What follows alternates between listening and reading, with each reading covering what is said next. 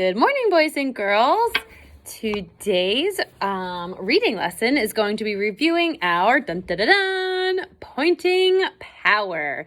Now, if you remember, you'll be getting a new superpower every once in a while. So this one, we are going to be pointing again. And the reason we're going over pointing power again is because I want to make sure that we know that every word just gets 1 point, even if it's a really long word.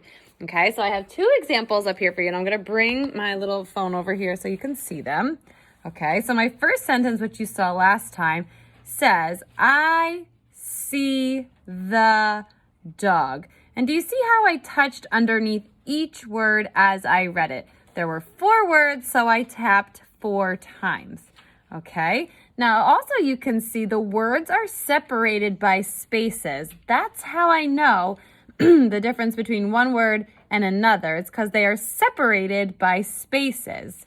Okay, so now I'm going to come down here to this sentence. And if you notice, this sentence is this word rather, is much longer than any of these words.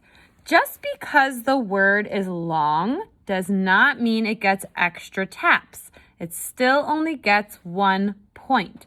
Now this word says, I wonder if any of you recognize that word.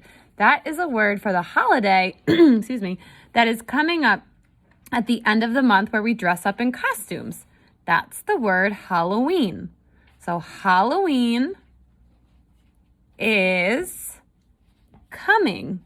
Now, even though, like I said, even though the word Halloween and even the word coming are a little bit longer, they still only get 1 point. Okay, we only point to them 1 time. Sometimes we want to keep tapping like Halloween, and that's something completely different. That's called syllables, and we'll talk about that another day. But we don't tap all those times for just 1 word. When we're reading, we stick our finger underneath the word and just read it. So Halloween, pick it up, there's a space, point to the next word, is, pick it up, point to the next word, coming. Okay, and the way that you can remember that is that you pick it up in between each space in a sentence, all right? So what I want you to do today is you can either practice with the books that were in your supply package, or you can practice using one of the stories on Raz Kids. So you can choose how you practice your pointing power today. And remember, the number of words is exactly the number of words you say. So what you see is what you say.